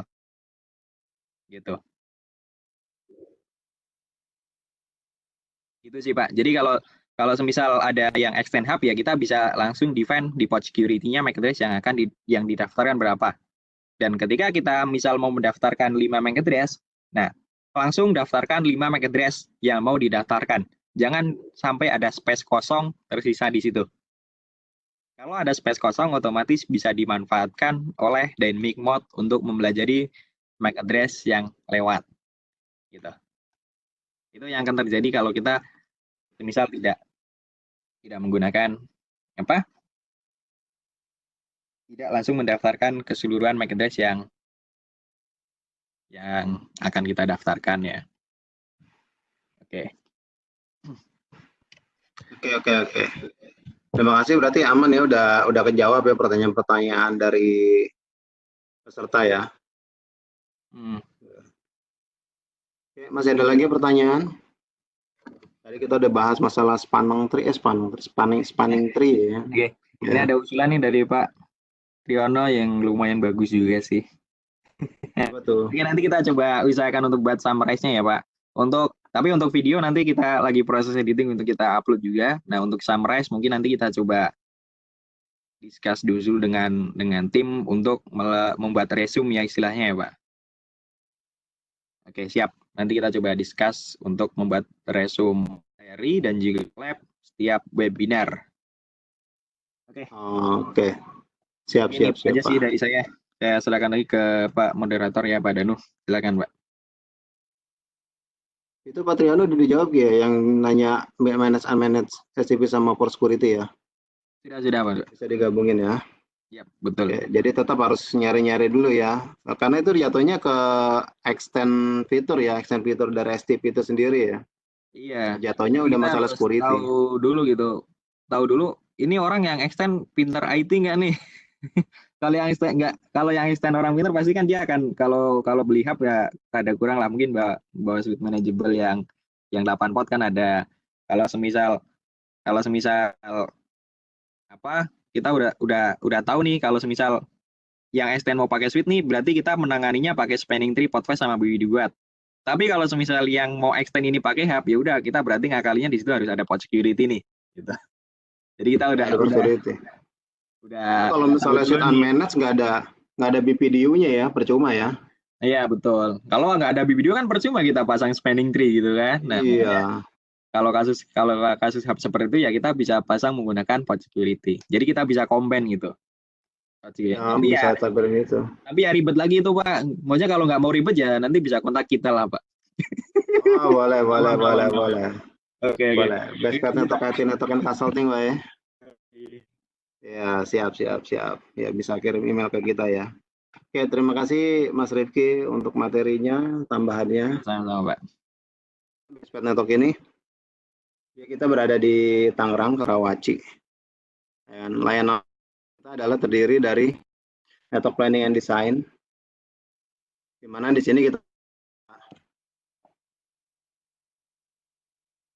membuat awal jaringan itu seperti apa sih, nanti diintegrasi ke server, ya kan, menggunakan cabling apa, fiber optiknya apa, atau menggunakan wireless. Nah, ini nanti akan didesain secara awal itu apa aja. Terus nanti nyoloknya kita menggunakan apa, VMware kah, ya kan, virtualization kah, atau apa. Nanti kita bisa melakukan desain di sini.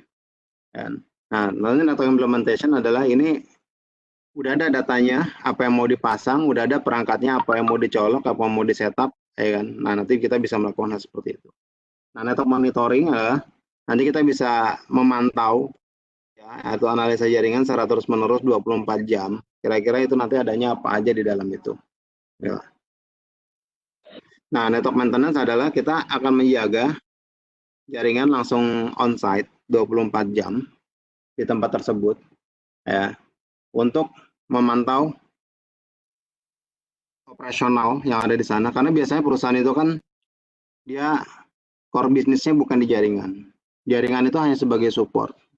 Tapi meskipun sebagai support, kalau misalnya jaringan itu terjadi masalah, maka akan membuat perusahaan itu menjadi bermasalah juga, masalah produksinya. Itulah kenapa diperlukan jaringan juga. Malah sekarang udah ada perusahaan yang menjadikan IT itu sebagai enabler, ya, di mana IT itu bisa dibilang sangat penting, sampai ada perusahaan yang tanpa IT itu malah jadi nggak gerak. Padahal perusahaan itu bukan di IT, tapi mereka sekarang sangat depend sendiri, sangat depend, ya kan, dependensi terhadap jaringan itu sangat tinggi. Jadi benar-benar harus dijaga, sampai dia selalu update informasi yang ada di jaringan itu apa aja sih yang cocok buat di perusahaan dia, apa aja. Selain itu kita juga ada in-house training.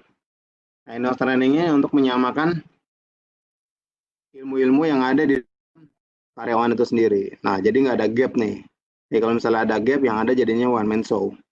Nah, jadi dengan adanya in-house training ini sangat dibutuhkan oleh perusahaan agar bisa menyamakan atau bisa mengupdate ilmu-ilmu yang terbaru itu apa aja, seperti kayak sekarang ada SDN, ya kan, ada SD1, ya kan, ada segmen routing, ya kan. Karena sebelumnya itu kita masih berkutat dengan namanya konvensional network, ya, dengan tradisional network, ya. Nah, MPLS, ya, dengan OSP, VGRP, ternyata di antara itu semua kita bisa menggunakan itu semua, ada overlay-nya, underlay-nya itu apa. Nah, nanti bisa masuk ke in-house training. Nah, network assessment ini berlaku kalau misalnya kita menggunakan, ada perusahaan, dia ingin melakukan implementasi baru, ya kan, tapi dia mau lihat nih jaringan kita kuat apa enggak. Jangan sampai nanti pasang aplikasi baru, tapi jaringan yang nggak dilihat, tapi ternyata trafficnya di boom. Ya kan, ada terjadi bom. Nah, itu kita harus lihat dulu, harus melakukan assessment, cocoknya seperti apa, perangkat yang digunakan cocoknya apa, topologi yang digunakan apa. Ya. Terus untuk memudahkan IT sendiri, yaitu harusnya menggunakan apa. Ya. Jangan sampai nanti kita udah bagus-bagus, modern, tapi IT-nya belum bisa ngikutin. Nah, itu nanti lebih baik juga ada in-house training juga, dan itu kita melakukan assessment dulu, seperti apa sih baiknya ke depannya. Nah, ini kita juga bisa melihat dari IT Network Consulting, di mana IT Network Consulting ini dibutuhkan juga pada saat IT itu apa sih, jaringan itu apa sih, ya kan, kita ke depannya mau seperti apa sih, atau nanti ada pertanyaan, kita nggak ngerti nih untuk bagian yang ini nih, ya kan, atau kok dari APC kita bermasalah ya kan, nah kita bisa melakukan consult berdasarkan case-case aja. Nah, kita juga ada dari klien-klien kita. Nah, berikutnya klien kita yang pernah merasakan sentuhan kita, pernah merasakan belayan. Ya, kalau misalnya masih ada membutuhkan dari BPN, silakan. Dan banyak juga yang pernah merasakan solusi-solusi dari kita.